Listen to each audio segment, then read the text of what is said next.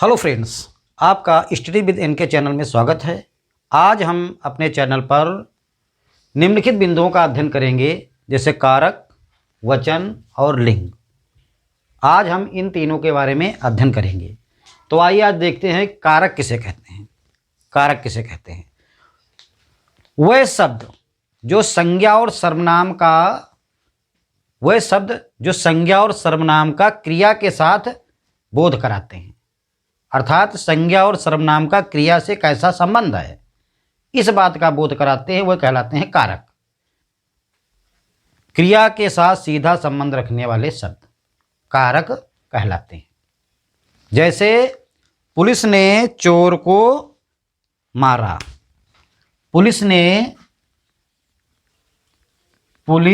ने चोर को मारा। यहां पर देखिए, पुलिस क्या है? पुलिस है कर्ता, क्योंकि ये कार्य कर रही है तो ये कर्ता है, इसने क्रिया को किया है। क्रिया को करने वाला कर्ता कहलाता है। तो पुलिस यहां पर कर्ता है और मारा ये है क्रिया। मारा मतलब क्रिया की है। तो पुलिस ने क्रिया की मारने की, किसको? चोर को। चोर के ऊपर इसका वो प्रभाव पड़ा तो ये हो गया कर्म। ने शब्द जो कारक है, पुलिस ने, ये कारक है। पुलिस ने चोर को मारा, तो जिस शब्द के द्वारा ये संज्ञा जो प्रदर्शित करती है क्रिया को, वो शब्द कहलाते हैं कारक। तो आइए देखते हैं कारक कितने प्रकार के होते हैं। तो कारक कितने प्रकार के होते हैं तथा कारक की विभक्तियां क्या हैं, उनके चिन्ह क्या हैं। तो कारक मुख्य रूप से 8 प्रकार के होते हैं। कारक जो हैं 8 प्रकार के हैं और उनकी विभक्तियां देखेंगे हम लोग। जैसे सबसे पहला कारक है कर्ता कारक। सबसे पहला कारक है कर्ता कारक और उसकी विभक्ति है ने। ने चिन्ह के द्वारा कर्ता कारक प्रदर्शित किया जाएगा। दूसरा कारक है कर्म कारक और इसकी विभक्ति है को। तीसरा कारक है करण कारक, इसकी विभक्ति है से, के द्वारा, के साथ, के कारण। चौथी विभक्ति है संप्रदान कारक। चौथा कारक है संप्रदान कारक, इसकी विभक्ति है के लिए, को। पांचवा कारक है अपादान कारक। अपादान कारक की विभक्ति है से, पृथक होने की दशा में अगर किसी चीज से कोई चीज अलग हो रही है तो वहां से का प्रयोग होगा, वो अपादान कारक होगा। छठा कारक है संबंध कारक, जिसकी विभक्ति है का, की, के, रारी, नानी, ने। ये शब्द जो हैं प्रयोग किए जाते हैं संबंध कारक में। अधिकरण कारक अगला कारक है अधिकरण कारक। इसकी विभक्ति है में पर, के ऊपर, के भीतर। ये क्रिया की स्थिति को बताते हैं, कहाँ पर क्रिया हो रही है, इसके लिए। अगला कारक है संबोधन कारक। इसकी विभक्ति है हे, ओ, अरे, संबोधित करने के लिए ऐसे शब्द प्रयोग किए जाते हैं। तो इस प्रकार आपने देखा कि 8 कारक हैं। तो आइए देखिए पहला कारक कर्ता कारक। कर्ता कारक का मतलब है जो कार्य करता है, जिसने क्रिया की, वो कहलाता है कर्ता कारक। क्रिया करने वाला व्यक्ति या क्रिया जिसके द्वारा हो रही है वो कहलाता है कर्ता। जैसे राम ने खाना बनाया। राम ने खाना बनाया, तो ये राम हो गया कर्ता, क्योंकि ये खाना बना रहा है, क्रिया कर रहा है, तो कर्ता है। और इसकी विभक्ति ने के द्वारा, देखिए कर्ता कारक में ने के द्वारा, ने विभक्ति ने है, तो कर्ता राम ने खाना बनाया, कर्ता कारक। कर्म कारक कर्ता के द्वारा जो क्रिया की जाती है। कर्म कारक में कर्ता के द्वारा जो क्रिया की जाती है और उसका फल जिसके ऊपर पड़ता है, जिसका परिणाम जिसके ऊपर जाता है, वो होता है कर्म कारक। जैसे राम ने रावण को मारा। राम ने रावण को मारा। राम ने रावण को मारा।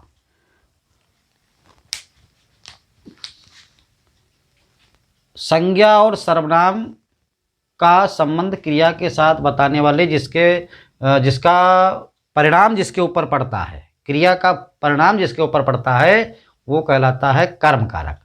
जैसे राम यहाँ पर है कर्ता, राम क्या है? कर्ता, राम हो गया कर्ता। और क्रिया हो गई मारा, और इस क्रिया का परिणाम किसके ऊपर जा रहा है? फल किस पर जा रहा है? रावण पर।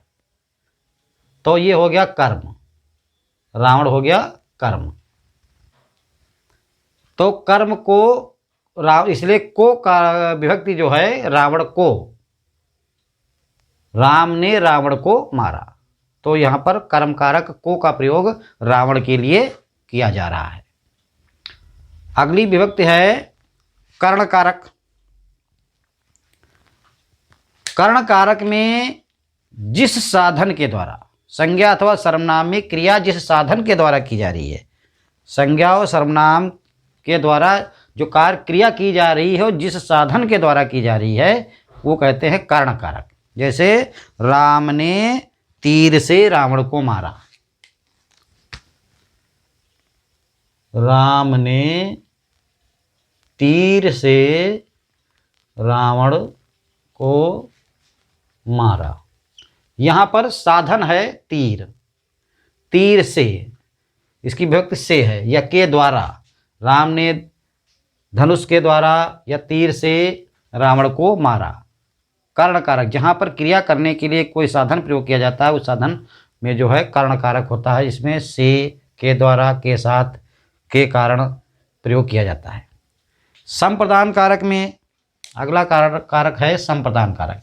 संप्रदान कारक में जब कोई क्रिया किसी के लिए की जाती है, किसी दूसरे के लिए की जाती है, जैसे माता ने बच्चों के लिए खाना बनाया,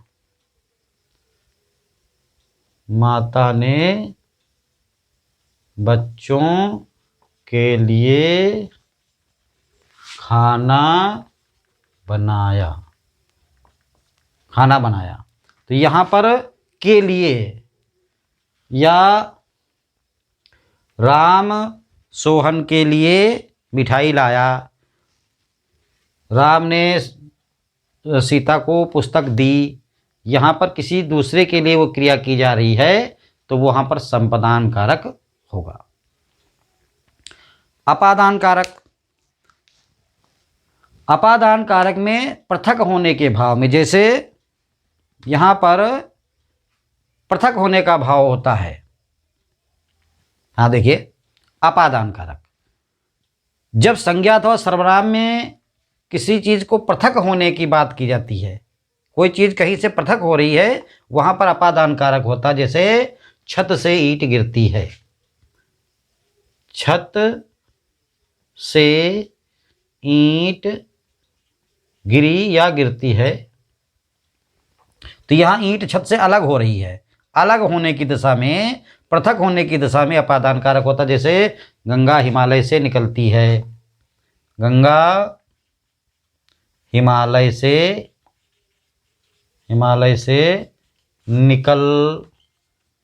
निकलती है। यहाँ पर किसी चीज़ से पृथक होने का भाव प्रकट हो रहा है तो वहाँ पर अपादान कारक होता है। संबंध कारक, जब एक संज्ञा या सर्वनाम का दूसरे संज्ञा सर्वनाम से कोई संबंध प्रस्तुत किया जाता है वहाँ पर होता है संबंध कारक। जैसे राम का घर सुंदर है, राम का घर सुंदर है। यह साइकिल सुरेश की है, यह साइकिल सुरेश की है। यहाँ पर संबंध है, साइकिल का संबंध सुरेश से है, या घर का संबंध राम से है। घर के सुंदर घर जो है राम का है तो राम से घर का संबंध है, वहाँ पर संबंध कारक है। का, की, कीर और आरिरे ये सब लगेंगे विभक्तियाँ। अधिकरण, ऐसे क्रिया जिससे मतलब क्रिया होने के स्थान का पता चलता है, ऐसे शब्द जिनसे क्रिया के होने के स्थान का पता चलता है वहाँ होता है अधिकरण कारक। जैसे में पर, जैसे पुस्तक मेज पर है, पुस्तक मेज पर है, पुस्तक मेज पर है।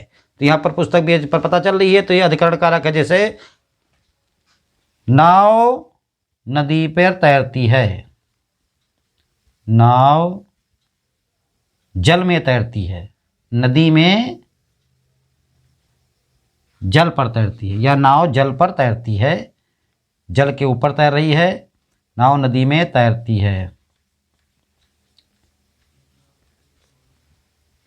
बिल्ली अलमारी के अंदर है, बिल्ली या कहते हैं रसोई घर के अंदर है, बिल्ली रसोई घर के अंदर है। यहाँ पर अधिकरण कारक है, क्योंकि यहाँ पर क्रिया के स्थिति का पता चल रहा है, वो स्थान का पता चल रहा है कहाँ पर वो क्रिया हो रही है।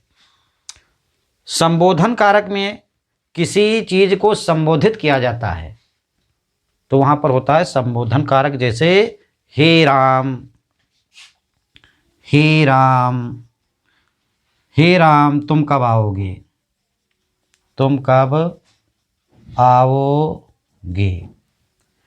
अरे यह कितना सुंदर दृश्य है, अरे यह कितना सुंदर दृश्य है। संबोधन कारक का प्रयोग यहाँ पर किया जा रहा है। इस प्रकार स्टूडेंट्स, आज हमने कारक में देखा कितने कारक होते हैं, उनमें विभक्तियाँ क्या होती हैं, उनकी कैसे पहचान की जाएगी। तो कारक 8 प्रकार के हैं और उनकी विभक्तियाँ तथा उनके उदाहरण के द्वारा हम लोगों ने समझा कि कारक किसे कहते हैं।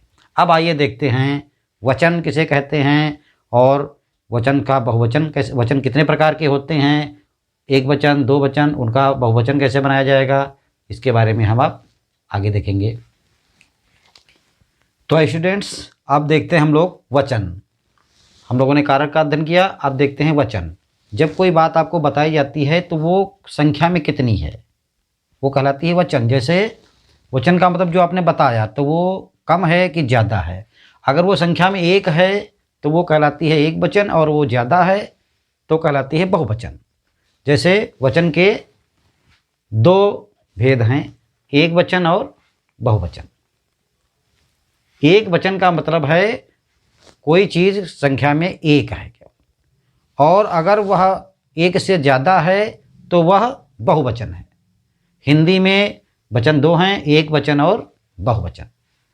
एक संख्या को एक वचन कहेंगे और 1 से ज़्यादा कोई चीज़ है तो उसको बहुवचन कहेंगे।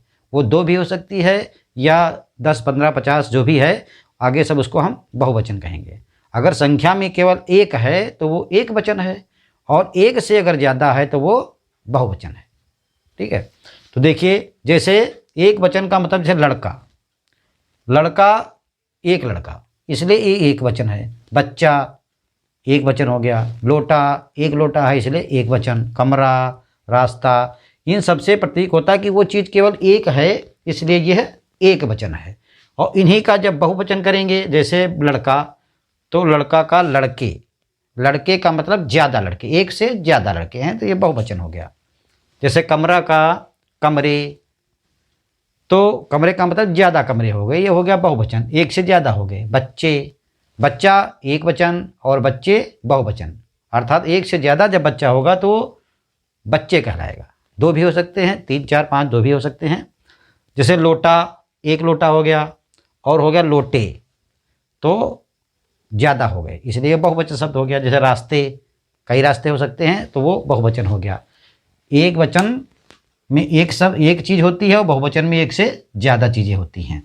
अब एक वचन से बहुवचन कैसे बनाया जाएगा, जैसे कुछ प्रत्यय लगा करके एक वचन से बहुवचन बनाए जाते हैं। जैसे ए प्रत्यय लगा करके, जैसे है लड़का, जैसे अभी देखिए लड़का है और इसमें ए प्रत्यय लगा करके इसको बहुवचन बनाएंगे, हो जाएगा लड़के।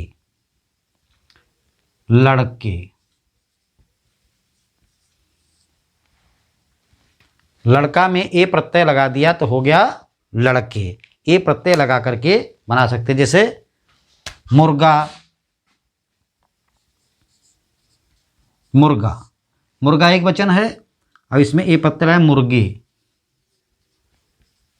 ये हो गया बहुवचन। अगर ए लगाएं, जैसे ए लगा करके प्रत्यय बनाइए। अभी आपने ए लगा करके देखा, लड़का का लड़के बनाया और मुर्गा का मुर्गे, तो ये ए प्रत्यय लगा करके हो गया। अब देखेंगे हम लोग, हाँ देखिए ए प्रत्यय लगा करके, जैसे नहर, नहर, नहर का मतलब एक नहर, और इसमें ए प्रत्यय लगाए गए तो नहरें, ए प्रत्यय लग गया नहरें। पुस्तक, पुस्तकें, पुस्तकें, ये ए प्रत्यय लग करके, ए प्रत्यय लग करके बन गया बहुवचन। नहर का नहरें, पुस्तक का पुस्तकें। आ प्रत्यय देखिए, जैसे लड़की, एक लड़की, लड़कियां, लड़कियां। आ प्रत्यय लग करके बहुवचन बन गया, लड़की का लड़कियां।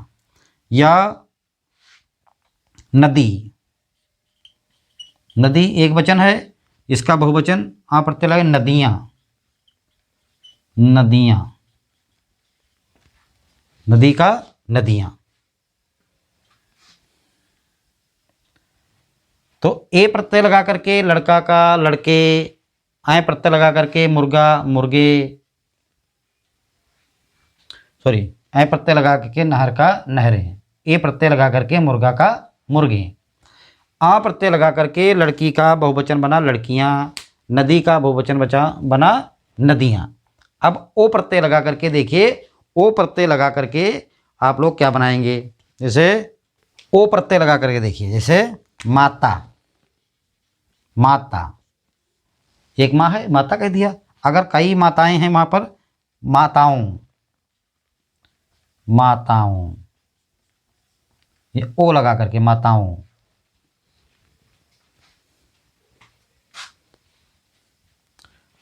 इसी तरह और शब्द भी बनाए जाएंगे एक वचन से बहुवचन। तो आपने देखा एक वचन, वचन दो हैं, हिंदी में दो प्रकार के वचन हैं, एक वचन और बहुवचन। एक वचन में जब कोई चीज़ एक होती है, एक व्यक्ति है, एक चीज़ है, कोई संख्या में एक है, उसमें होगा एक वचन, और एक से अगर ज़्यादा है तो वो होगा बहुवचन। एक वचन से बहुवचन बनाने के लिए प्रत्यय लगाए जाते हैं, ए, ऐ, आ, ओ, उस तरह बहुवचन बनते हैं। कुछ चीज़ों के बहुवचन नहीं होते हैं, या कुछ एक वचन में ही बहुवचन प्रयोग किया जाता है, तो उनके बारे में भी हम लोग अभी देखेंगे। हाँ ये देखिए, कुछ चीज़ें जैसे पानी, भय, क्रोध, ये एक वचन में भी वैसे ही प्रयोग किए जाते हैं और बहुवचन में भी ऐसे प्रयोग किए जाते हैं। सभी पेड़ों को पानी दे दीजिए, तो तमाम से पेड़ों को पानी देना है तो पानी का भी बहुवचन होना चाहिए, नहीं। या भय है या क्रोध है, इन शब्दों को एक वचन में भी ऐसे प्रयोग किया जाता है और बहुवचन में भी इनको ऐसे ही प्रयोग किया जाता है। कुछ शब्दों को बहुवचन बनाने के लिए जैसे वृंद लगाते हैं, वृंद, वृंद, जैसे पक्षी वृंद, गण लगाते हैं, जैसे मित्रगण, जब एक हो गया मित्र और मित्र से ज़्यादा हुई है तो मित्र गण, मित्र गण। वृंद, पेड़ पर पक्षी बैठे हैं और ज़्यादा पक्षी हैं, जैसे एक पक्षी बैठा, पक्षी वृंद कह सकते हैं, बहुत से पक्षी, उनका बहुवचन वृंद लगा करके भी बन सकता है, और गण लगा करके भी बहुवचन बनाया जाता है। तो कुछ शब्दों को एक वचन में भी उसी प्रकार लिया जाता है और बहुवचन में भी उसी प्रकार लिया जाता है। कुछ शब्दों का बहुवचन बनाने के लिए गण, वृंद या लगाया जाता है। जैसे कर्मचारी गण, गण है कर्मचारी गण हड़ताल पर हैं, कर्मचारी गण हड़ताल पर हैं। तो यहाँ पर कर्मचारी गण का मतलब है बहुत से कर्मचारी हो गए। ठीक है, कुछ चीज़ जो होती हैं वो बहुवचन में ही प्रयोग होती हैं, जैसे वो एक वचन में भी वैसे होती है और वो उनका बहुवचन ही होता है, जैसे आंसू, आंसू, वर्षा, केस, आपके केस सुंदर हैं, तो केस बहुत से केस हैं ना, एक केस तो होगा नहीं, एक बाल तो होगा नहीं, बहुत से बाल होंगे, तो केस बहुवचन ही प्रयोग किया जाता है। वर्षा होती बहुत बूंदों में, लेकिन वो बहुवचन को एक वचन में भी प्रयोग किया जाता है। आंसू सदा बहुवचन में ही रहते हैं। कुछ शब्द ऐसे होते हैं जिनका एक वचन में ही, एक वचन नहीं होता है, वो बहुवचन में ही प्रयोग होते हैं। वर्षा, केस, आंसू, ये सब चीज़ें जो हैं वो बहुवचन में ही प्रयोग होते हैं। जैसे जल, जल है, ये सब शब्द जो हैं सदा बहुवचन में ही प्रयोग किए जाते हैं, इनका एक वचन प्रयोग नहीं होता है, वो बहुवचन में ही बोले और लिखे जाते हैं। अब कुछ शब्द देखिए, कुछ शब्द जो हैं जैसे छाया, ये एक वचन होती है लेकिन इसको बहुवचन में भी प्रयोग किया जाता है, मतलब इसका सदा एक ही वचन प्रयोग किया जाता है। जैसे पेड़ों की छाया शीतल थी, पेड़ों की छाया शीतल, शीतल थी। तो पेड़ों के मतलब बहुत से पेड़ हैं, तो छाया एक ही वचन है, इसका एक वचन ही प्रयोग किया जाएगा सदा। छाया, छायो नहीं होगा, न छाएं, पेड़ों की छाया, छाया है। जैसे वर्षा है, इस वर्ष वर्षा बहुत कम हुई, इस वर्ष वर्षा बहुत कम हुई।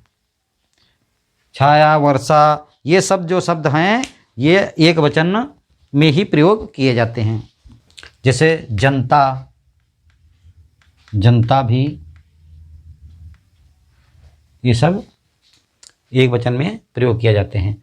तो स्टूडेंट्स, आज हमने वचन में देखा, पहले हमने कारक पढ़े, फिर हमने वचन पढ़ा, एक वचन बहुवचन क्या होते हैं, फिर उनको एक वचन से बहुवचन कैसे बनाएंगे। कुछ शब्द ऐसे होते हैं जो सदा एक वचन में ही प्रयोग होते हैं, कुछ होते हैं जो बहुवचन रहते हैं, वो एक वचन में भी वैसे ही प्रयोग होते हैं। तो इस प्रकार आज हमने वचन के बारे में अध्ययन किया। अब अगला टॉपिक हम लोग अध्ययन करेंगे लिंग। आइए देखते हैं लिंग कितने प्रकार के होते हैं। तो स्टूडेंट्स, आइए देखते हैं हिंदी में लिंग किसे कहते हैं या लिंग कितने प्रकार के होते हैं। ऐसे संज्ञा शब्द जिनसे किसी व्यक्ति का स्त्री अथवा पुरुष होने का बोध होता है, अर्थात जो है व्यक्ति वो स्त्रीलिंग है या पुल्लिंग है, इससे पता चलता है, उन शब्दों को कहते हैं लिंग। जैसे पुल्लिंग और स्त्रीलिंग, लिंग के दो भेद हैं, पुल्लिंग और स्त्रीलिंग। ऐसे संज्ञा शब्द जिनके द्वारा हमें वस्तु का पुल्लिंग अथवा स्त्रीलिंग होने का बोध होता है वो कहलाते हैं लिंग। जैसे पुल्लिंग होने के लिए ऐसे शब्द जो अकारांत शब्द हैं उनसे हमें पुल्लिंग होने का अनुभव होता है, जिनसे हमें व्यक्ति का पुरुष अवस्था का पता चले, पुल्लिंग का पता चले, वो अकारांत शब्दों के द्वारा। जैसे मटका, कपड़ा, घोड़ा, ये अकारांत शब्द हैं, इससे ये पुल्लिंग भाव उत्पन्न करते हैं। ऐसे शब्द जैसे इकारांत शब्द होते हैं उनसे हमें वस्तु का स्त्री जाति का बोध होता है, वो कहलाते हैं इकारांत शब्द। जैसे उदासी, बोली, चिट्ठी, ये सब होते हैं इकारांत शब्द जो स्त्रीलिंग होते हैं। ऐसे शब्द जिनसे हमें व्यक्ति का स्त्रीलिंग का बोध होता है वो कहलाते हैं स्त्रीलिंग शब्द, वो इकारांत होते हैं। और अकारांत पुल्लिंग शब्द होते हैं। पुल्लिंग शब्द और जैसे पर्वतों के नाम, मासों के नाम, ग्रहों के नाम।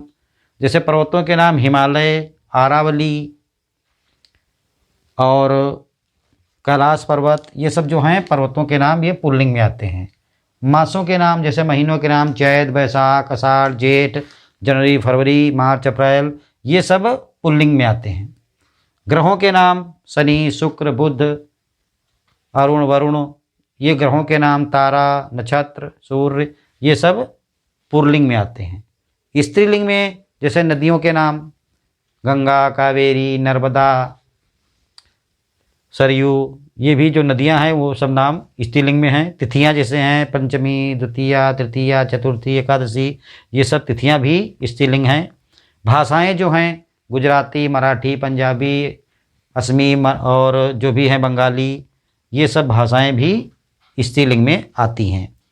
और आ, औ, आओ, ये प्रत्यय लगा करके भी पुल्लिंग शब्द बनते हैं। जैसे मोटापा, बुढ़ापा, ये आ या आओ लगा करके, प्रत्यय लगा करके शब्द जो बनते हैं वो पुल्लिंग शब्द होते हैं। तथा आई, ता, आवट, ये प्रत्यय लगा करके जो शब्द बनेंगे वो स्त्रीलिंग होंगे। जैसे आई प्रत्यय लगा खटाई, ता प्रत्यय लग गया नीचता, आवट मतलब लिखावट, ये शब्द सब होते हैं स्त्रीलिंग शब्द होते हैं। तो इस प्रकार स्टूडेंट्स आज हमने लिंग दो प्रकार के, पुल्लिंग और स्त्रीलिंग, हिंदी में होते हैं दो लिंग, स्त्रीलिंग और पुल्लिंग। और किनको पुल्लिंग कहेंगे और किनको स्त्रीलिंग कहेंगे, इसके बारे में हमने आज विशेष रूप से चर्चा की। तो इस टॉपिक पर हमने कारक, वचन और लिंग के बारे में अध्ययन किया। अगले टॉपिक में हम लोग अध्ययन करेंगे विशेषण तथा विशेष। तब तक के लिए धन्यवाद।